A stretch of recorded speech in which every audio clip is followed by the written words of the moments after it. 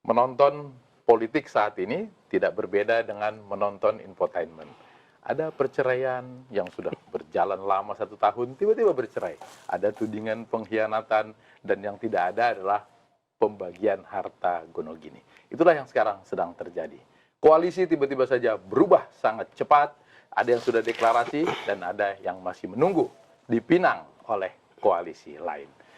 Itulah tema yang kita bahas hari ini, kebetulan di Cawe-Cawe. Saya kehadiran 2 tamu istimewa, ada Bung Kamhar Lakumani dari Partai Demokrat. Siap. Assalamualaikum warahmatullahi wabarakatuh. Waalaikumsalam. Makasih Bang. Ini jangan tidur. Udah belum? Udah dong, masuk. Katanya gua nggak boleh ke situ. Udah kan opening sekarang. Udah nih. Udah boleh. Ini ngomong cawe-cawe ini kejam betul. Tadi dia Udah ngomong, suruh geser tadi. Oh, iya, Bung iya, Henry iya. Satrio, analis politik dari Kedai Kopi. Sehat-sehat banget. Sehat. Tapi dulu pernah jadi jubir. Ini kenapa? Oh iya. Hah? Apa dulu? Enggak. Oh, aku mau nyebutnya hari ini analis apa jubir? Analis dong. Kenapa nggak jubir? Satu, jubir itu kan sama dengan. Jadi saya itu memang diminta Mas Anies, seingat saya tuh arahan 2 kali tuh ya. Waktu isu hutang piutang, sama ada 1 case lagi. Oke. Nah itu. Nah kemudian kan sekarang Mas Anies ini sudah berpasangan. Oh, dulu itu jubirnya Anies. Ya, karena sekarang sudah berpasangan, jadi otomatis Nggak jubir lagi. saya seharusnya tidak jubir lagi. Jadi jubir aja gue sekali-sekali gitu kan. Apalagi? Ini boleh gue lo nggak? Boleh dong. Boleh. Jubir aja sekali-sekali. Itu maksudnya jadi jubir itu karena sama dengan. Jadi kalau nggak ada arahan dari yang diwakili, harusnya nggak bisa ngomong. Nggak bisa ngomong. Makanya lebih enak jadi analis karena bisa menganalisa. Nah sekarang apalagi karena sudah ada pasangannya, semestinya sih nggak jadi jubir lagi. Kenapa ada penekanan setelah ada pasangan?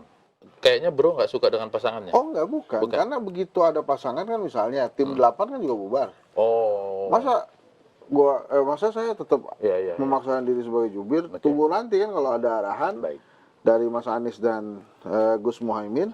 Saya jubir lagi, baru saya jubir lagi. Tapi itu kan juga sekali-sekali aja. Sekali. Oke. Kita profesional aja bro. Betul. Dunia sekarang ini tuh mesti begitu. Jadi nggak bisa seterusnya.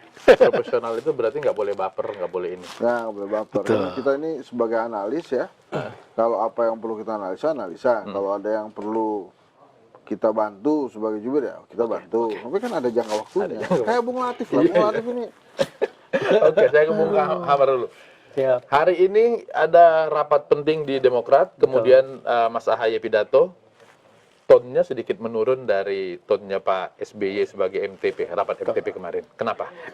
Terima kasih. Jadi hari ini rapat pleno di DPP Partai Demokrat itu adalah rapat yang rutin dilakukan dalam rangka pengambilan keputusan terhadap dan ini menjadi bagian dari mekanisme organisasi ya. Selepas itu tadi konferensi pers Mas Ketum di hadapan teman-teman media menyampaikan tentu juga pasti sudah ditunggu-tunggu oleh banyak pihak karena semenjak pasca Partai Demokrat keluar dari koalisi perubahan dan kemudian di lain sisi ada deklarasi Mas Anies dengan Caimin, ini untuk pertama kalinya Mas Ketum tampil di publik dan tentu juga publik memang sudah sejak beberapa waktu yang lalu sudah menanti-nanti, menunggu-nunggu kapan Mas Ketum Ahaye akan tampil dan apa yang akan disampaikan oleh Mas Ketum Ahaye. Kalau kemudian tadi disampaikan oleh Bang Latif, tones-nya agak berbeda dengan Pak SBY beberapa hari yang lalu, kemudian saat ini Pak Mas Ketum Ahaye tentu ini sangat manusiawi karena memang seiring waktu tentu proses cooling down itu bisa terjadi dan ini juga menegaskan, menunjukkan bahwa ya dari sisi secara pribadi pun Mas Ahaye sebagai manusia ya tentu wajar-wajar saja kalau kemudian ada ekspresi emosi terhadap apa yang terjadi karena proses ini kan proses yang sudah panjang dan lama dibangun. Kalau kemudian dalam perjalanan terjadi hal-hal yang belum sesuai harapan adalah sangat wajar sekali sebuah konsekuensi logis kalau kemudian respon yang dilakukan itu juga mempengaruhi sisi emosionalitas dari pihak-pihak yang terkait dengan Oke. persoalan tersebut. Mas Ahaye bilang bahwa ini atau kemarahan, kekecewaan ini tidak ada kaitannya dengan saya gagal menjadi cawapres, tapi lebih kepada sistem. Memang bukan karena kecewa aja nih. Betul. Kita di berbagai kesempatan jauh sebelum ini ya, tidak pernah Mas Ketum AHY itu sekalipun dalam pidato atau pengarahan-pengarahan di DPP Partai Demokrat kepada pengurus bahwa saya harus jadi capres atau cawapres, sama sekali tidak pernah. Belum pernah sekalipun saya mendengar itu. Yang ada adalah bahwa kami dari segenap kader selalu meminta berikhtiar supaya ketum kita ini mendapatkan kesempatan sejarah entah sebagai capres atau cawapres. Oke. Karena ini juga tentu punya korelasi dan kepentingan kolektif kita sebagai keluarga besar Partai Demokrat, sebagai institusi. Dan kami yakin Mas Ketum ketika mendengarkan aspirasi itu tentu itu menjadi sebuah kekuatan bagi dia, tapi di lain sisi juga adalah beban yang harus ditunaikan. Karenanya tadi juga disampaikan oleh Mas Ketum di hadapan pengurus pleno DPP Partai Demokrat terhadap realitas yang terjadi saat ini dan langkah ke depan. Tentu kita ada punya opsi-opsi beberapa pilihan, namun secara normatif atau secara konstitusional ini kan menjadi ranah Majelis Tinggi Partai. Namun ketika kader menyampaikan bisa menerima kenyataan yang terjadi saat ini, realitas ini, Ketum merasa lega, ada beban yang selama ini begitu besar lepas ketika dia sudah berusaha, kader juga sudah berusaha, dan ternyata sampai pada tahap ini yang kita dapati adalah peristiwa seperti ini. Ya. Kalau Bung melihat yang mana? Apakah ini sekedar ya udah pengen banget nih gue jadi cawapres, tiba-tiba udah disebut-sebut, udah dikasih surat tulis tangan, tiba-tiba gagal? Atau memang seperti yang SBY bilang, caranya nggak enak?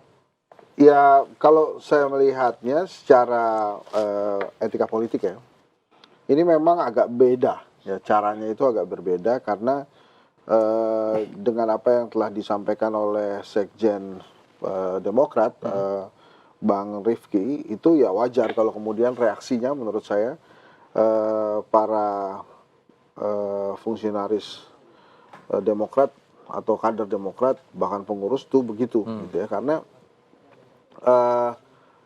ya kalau saya tidak salah ya, ini mudah-mudahan kalau salah nih ada yang membenarkan, memang Demokrat itu bergabung dengan koalisi Nasdem dan kemudian ada PKS, itu ini tolong ini ya, itu karena memang ada selentingan akan jadi cawapres tuh. Sejak awal bulan Maret itu? Awal-awal itu. Dan memang Demokrat waktu itu situasinya diperlukan karena kalau tidak gabung Demokrat ini, PKS juga nanti-nanti aja. Apalagi PKS kan kepentingannya mungkin berbeda dengan Demokrat gitu ya. Dan itu wajar juga kalau kemudian dalam perjanjian politik itu bakal ini, bakal itu, bakal ini, bakal itu kan seolah-olah kan waktu itu tuh Nasdem udah dapat presidennya, ya wapresnya Demokrat lah. Nanti yang PKS inilah apa namanya, kita buka puasa dulu. sorry. Buka puasa dulu. Kita buka puasa dulu pemirsa. Gitu ya. Ya. Terus aja. Terus aja. Itu enak dulu. Orang lagi buka puasa bukan dihormati. Nyuruh terus udah produksi mesti begitu, bro. Bukan dikasih kue gitu ya. Kasih kue, kasih apa gitu kan. Air putih doang lagi. Air putih doang. Terus sekali lagi deh. Tapi ada kopi nih, ada kopi. Ada kopi. Ya. Ya. Oke deh, terima kasih. Jadi menurut saya wajar kalau memang perhitungannya begitu. Nasdem dapat Mas Anies kan, presiden, AHY wakilnya gitu ya. PKS bisa mengisi menteri-menteri gitulah kira-kira kan. Jadi masuk akal juga secara politik tuh. Nah, tapi kan seiring berjalan waktu tidak, bahkan ada surat yang disampaikan oleh teman-teman Demokrat yang beredar juga sudah di media sosial gitu. Tapi saya dengar juga nih dari informasi A1 ya. AHY itu sedemikian percayanya kepada Anies Baswedan, Mas Anies. Sebelum kejadian ini? Saat kejadian. Ini saya cerita saat kejadian. saking percayanya sama Mas Anies Baswedan itu yang membawa pesan itu dimarahin tuh. Jadi kan Membawa pesan bahwa Anies Baswedan sudah dengan Gus Muhaimin. Oh, oke. Itu disampaikan ini koreksi juga nih, Iya, namanya juga selentingan kan. Iya. Kadang-kadang kan analis ada aja tuh yang bisikin kan. Gitu ya, ini A1 nih, katanya A1 nih Hen gitu. Nah, itu jadi waktu disampaikan ketum ini Mas Anies Baswedan Selingkuh nih sama Muhaimin gitu. Enggak selingkuh. Ini jadi Kalau selingkuh kan diam-diam, ini terang-terangan. Gandeng yang lain. sudah memilih Muhaimin Iskandar sebagai cawapresnya. Itu gebrak meja AHY. Saya pikir marah ke Anies Baswedan. Ternyata marah sampai membawa pesan. Loh. Kamu sembarangan kamu. Nggak mungkin Anies Baswedan begitu gitu. Kalau 3 kali kan Prabowo. Saya nggak tahu berapa kali nih Mas Ahy ilmu gue kan. Banyak tuh Pak Prabowo tuh. AHY belum tahu nih kita berapa kali tuh ya. Nah yang jelas gebrak meja. Mungkin sekali ya karena gebrak meja. Kalau gebrak meja mungkin lebih dari lama ya gue yang ngejelasin ini doang. Untung podcast. Jadi gitu. Jadi dimarahin yang mau pesan.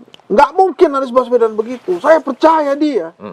Gitu. Jadi Mas AHY itu begitu cintanya sama Anies Baswedan dan begitu percayanya sama Anies Baswedan tidak akan begitu. Itu karena apa? Karena memang kedekatan yang mereka bangun selama berkoalisi ini, atau karena begitu yakinnya AHY dia akan dipilih oleh Anies? Saya agak yakin mungkin Mas AHY sudah merasa sebagai adik tuh ke Mas Anies. Karena kan pergi haji yang antar AHY, pulang haji dijemput AHY. Jadi mungkin membuncah kecewaan itu kan, dan ternyata betul gitu. Jadi ya saya sih menganggap wajar reaksi kader Demokrat atau pengurus Partai Demokrat karena itu bukti kecintaan mereka juga kepada AHY ketumnya kan. Kalau nggak ada yang marah mungkin AHY juga bingung juga gitu. Kenapa kader gua nggak ada yang marah? Gua dibeginiin kalian diam aja. Kalian diam aja. Jangan-jangan kalian juga berharap gua nggak jadi cawapres gitu. Nah itulah makanya. Tapi begitu ada yang tapi Partai Demokrat ini kadernya justru berlomba-lomba menunjukkan kemarahan itu. Di medsos kan mungkin juga habis marah-marah dikirim ke AHY. Sudah marah gitu. Gitu kan. Itu bukan marah yang sebenarnya maksud saya ya ada maksud tertentu gitu lah. Ini murni marahnya. Oh iya marah itu kan. Itu bisa betul gitu. Enggak maksud saya. Pada saat marah kan juga AHY pasti nonton nih kira-kira siapa aja yang marahnya. Oh banyak nih alhamdulillah. Berarti kan saya masih dijaga nih harga diri dan kehormatan saya sebagai ketum kan. Makanya menurut saya sih sangat wajar itu marah-marah begitu gitu. Kenapa Bung merasa itu wajar? Apakah Bung melihat bahwa sebenarnya Anies juga tidak berkeinginan seperti ini? Saya nggak tahu ya Mas Anies itu berkeinginan seperti ini atau tidak. Tapi yang jelas kan dia sudah mengiyakan tuh ya. Sudah mengiyakan. Mungkin nggak ada pilihan lain? Ya saya nggak tahu situasinya Bang Latif. Tapi kalau menurut saya mungkin ya. Kalau kita dalam posisi sulit kan minimal saya izin ke toilet dulu ya, di toilet tuh WhatsApp gitu. Iya. Ini ada tawaran nih bro. Gimana nih? Artinya ngulur-ngulur waktu dikit lah gitu ya. Atau kalau lebih canggih lagi kan misalnya kenal Bung Latif ya. Bung Latif, tolong saya 3 menit lagi ditelepon. Pura-pura diminta saya pulang dulu buru-buru gitu ada urusan penting. Nggak bisa juga begitu kan? Pak ini sorry Pak, Bung Latif nih telepon saya disuruh pulang. Latif mana? Latif Kombur Pak. Jadi jawaban ini saya jawab besok gitu, nggak malam itu. Jangan malam itu, tapi nampaknya kelihatannya harus segera kan. Dan itu Caimin juga menyampaikan lagi pada saat pidato deklarasi ya. Jadi harus diputuskan saat itu gitu. Nah ini juga memang sih tapi gini ya, ini mohon maaf ya. Ini sebagai analis ya. Saya sih kalau partai politik, saya memahaminya partai politik itu ada mekanisme partai, gitu ya. Terus kemudian di koalisi juga ada mekanisme koalisi ya. Saya tuh ngebayangin ini kalau runtutannya sederhana ngikutin sistem tuh mungkin ada PKB datang ketemu ketua umum Nasdem, terus ketua umum Nasdem meng-offering gitu ya. Minimal yang di offer juga saya bicara dulu dengan Yang dua partai. lagi, yang dua lagi. Enggak, Oh, dengan partainya partai dia. sendiri. Tapi kan dia ketua umum. Dengan partai Masih sendiri. ngomong. Kan ada mekanisme pengambilan mekanisme. keputusan. Nah, Betul. mekanisme Iya. pengawasan kan ada tuh ya. Atau mungkin memang sudah diserahkan ke dia juga. Iya. Tapi tetap saja kan yang ini kan ada nih, ada koalisinya Iya. nih. Ini sebentar ya, kalau Anda mau, saya ngomong ya sama koalisi saya nih, dia setuju apa enggak nih? Iya. Ini nggak ada itu. Nggak ada. Nggak ada. Ah, Nggak ada. Sama sekali nggak ada.